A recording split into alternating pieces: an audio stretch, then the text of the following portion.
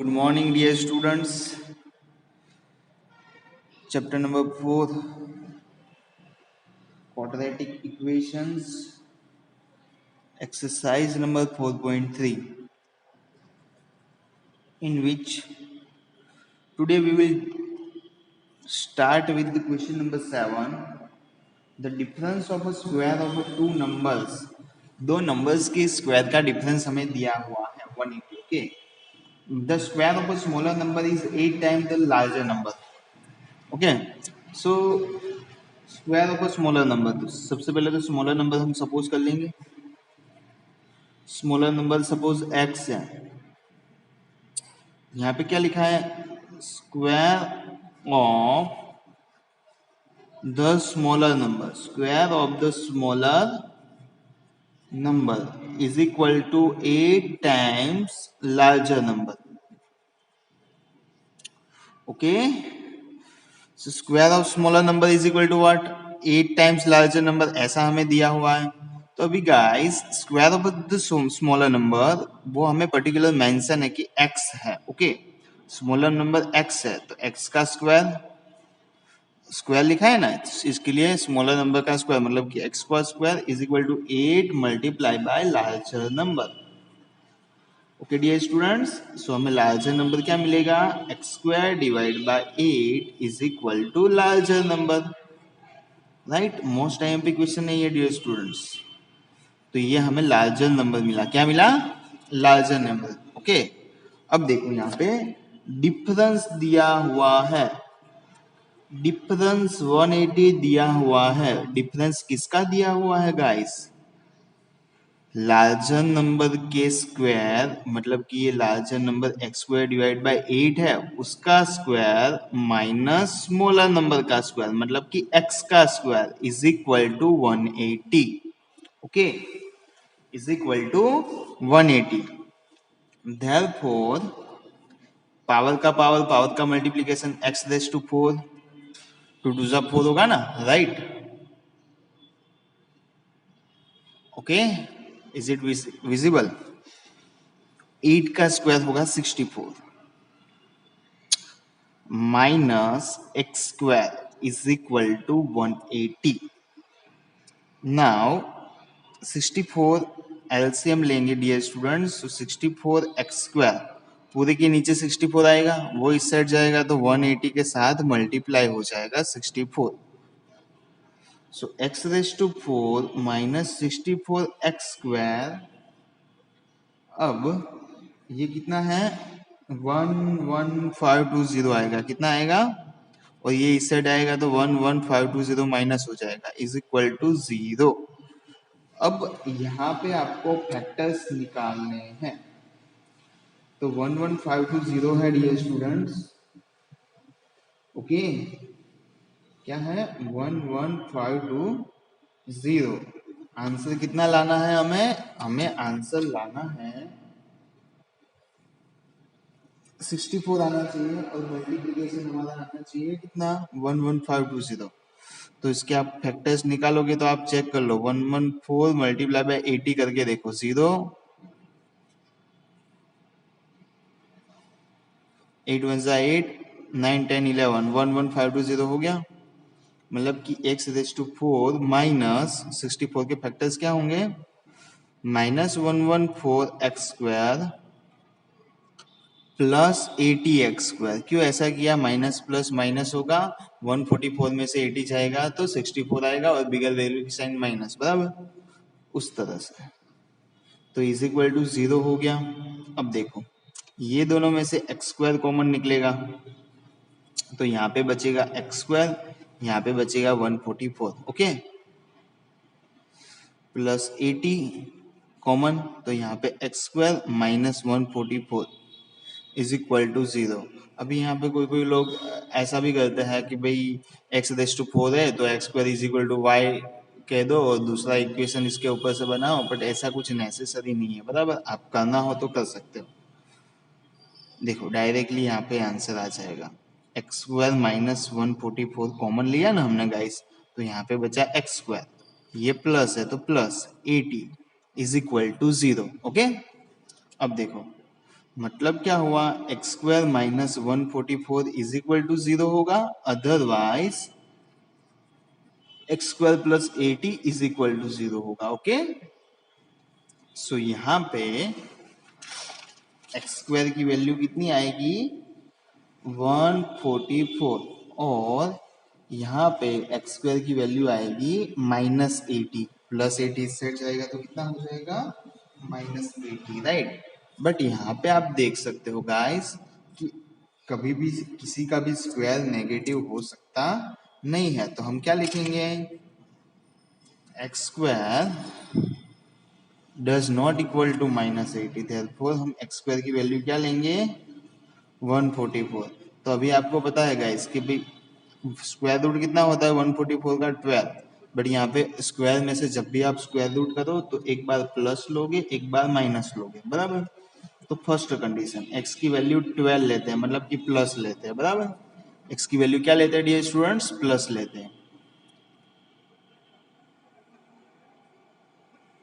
Okay, x की value हम +12 लेते हैं।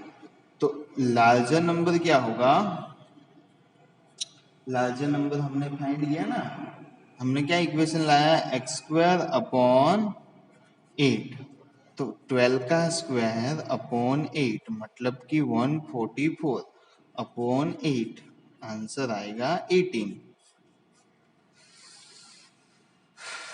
सो आंसर क्या हो सकता है, 12 एंड 18।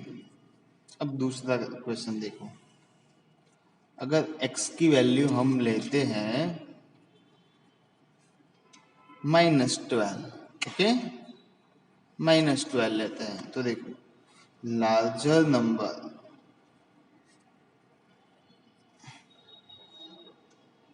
-12 का स्क्वायर करेंगे अपॉन 8, मतलब कि माइनस का स्क्वायर भी तो प्लस ही तो होगा, अपॉन 8, तो आंसर आएगा यहाँ पे भी 18। तो दूसरी वैल्यू क्या हो सकती है, आंसर, दूसरा आंसर हो सकता है -12 एंड 18। ओके, तो +12 एंड 18 हो सकता है, -12 एंड 18 आंसर हो सकता है। So there are two possibilities. Question number 8 को देखो अभी, the train travels 360 kilometre at a uniform speed. Uniform speed से ट्रेन कितनी ट्रैवल कर रही है, डिस्टेंस यहाँ पे दिया हुआ है, ध्यान से समझना, आईएमपी क्वेश्चन है। डिस्टेंस यहाँ पे कितना ट्रैवल कर रही है,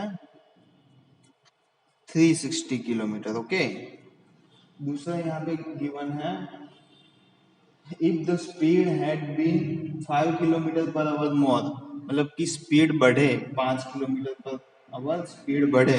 सबसे पहले तो हम स्पीड सपोज कर लेते हैं, तभी तो उसको बढ़ाएंगे, अभी पता ही नहीं होगा कि स्पीड क्या है, तो किसको बढ़ाएंगे भाई, x kilometre per our speed है, बराबर, speed x kilometre per our है। तो अभी एक सिंपल सा फॉर्मूला है डियर स्टूडेंट्स कि भाई आपने बचपन से पढ़ रखा है कि स्पीड इज इक्वल टू क्या होता है, डिस्टेंस डिवाइड बाय टाइम होता है, बराबर। Speed is equal to what, distance divide by time. तो अब यहाँ पे टाइम को सब्जेक्ट बनाते हैं हम, टाइम को इस साइड ले आएंगे, स्पीड इस साइड जाएगी, मतलब कि डिस्टेंस अपॉन टाइम। ओके, तो देखो टाइम को सबसे पहले तो हम टी लेते हैं, क्या लेते हैं, पहला टाइम को t1 लेते हैं, पहले टाइम को t1। अभी डिस्टेंस तो सेम ही रहने वाला है डियर स्टूडेंट्स, देखो कहीं पे भी जाना है तो स्पीड घटाएंगे तो टाइम ज्यादा लगेगा पहुंचने में, बराबर ना। फास्ट स्पीड में जाएंगे तो टाइम कम लगेगा, तो डिस्टेंस तो सेम ही रहने वाला है 360 यहाँ पे। और यहाँ पे नीचे देखो, यहाँ पे time is equal to distance upon speed आएगी कि नहीं, क्या आएगा, time is equal to distance upon speed. तो देखो यहाँ पे time is equal to distance upon speed, बराबर, टाइम इस साइड तो स्पीड इस साइड आई ना, डिस्टेंस अपॉन स्पीड। तो अब देखो स्पीड कितनी, एक्स सपोज की है ना हमने। अब दूसरा क्या बोला है कि भाई t2 टाइम अलग होगा ना, कब, कि टाइम तो अलग ही मिलेगा ना, जब हम स्पीड बढ़ाएंगे तो टाइम कम लगेगा t2। ओके, तो ये हमें दो इक्वेशन मिले अच्छे से, बराबर। अब देखो, फ्रॉम द गिवन डेटा, हमें डेटा दिया हुआ है, उसके ऊपर से हम क्या कह सकते हैं डियर स्टूडेंट्स, कि जो T2 है ना, पहला टाइम है ना, उससे कम अवर लगेगा, 1 घंटा कम लगेगा, मतलब 1 आवर लेस लगेगा, बराबर। तो अभी ये दोनों इक्वेशन की वैल्यू रख दो इसमें, T2 कितना होगा, पहले से 1 कम होगा।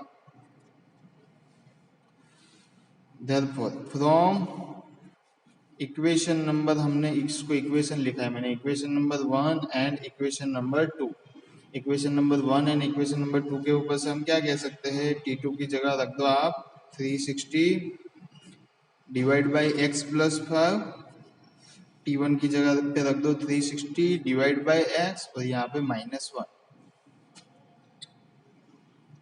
तो देखो 360 divide by x plus 5, x इस साइड, मतलब कि 360 minus x divide by x. अब क्रॉस मल्टीप्लीकेशन कर दो, एक्स का 360 के साथ, एक्स प्लस 5 का 360 माइनस एक्स के साथ, ओके। सो यहाँ पे होगा 360 x is equal to 360 minus x के साथ एक्स प्लस 5 मल्टीप्लीकेशन, ओके। तो देखो 360 x, therefore 360 x is equal to क्या, 360 को एक्स के साथ, तो 360 एक्स आया, फिर यहाँ पे प्लस होगा ना 1800, 360 मल्टीप्लाई बाई 5 करेंगे तो 1800, माइनस एक्स और एक्स, माइनस एक्स स्क्वायर, और यहाँ पे -5x, ओके। ये दोनों तो कैंसल। अब सभी को इस साइड ले आओ, तो -x² प्लस x² हो जाएगा, -5x प्लस 5x हो जाएगा, 1800 है वो -1800 हो जाएगा, ओके। तो अब देखो 45x माइनस 40x, अब मल्टीप्लाई करके देख लो, 45 और 40 का मल्टीप्लीकेशन 1800 आएगा, बराबर, ओके। और दोनों का सब्ट्रैक्शन कितना है, 5 आ जाएगा, सिंपल ना। तो देखो इसमें से x कॉमन निकाल लो, तो x प्लस 45 माइनस 40 कॉमन निकाल लो, तो यहाँ पे भी x plus 45 is equal to 0।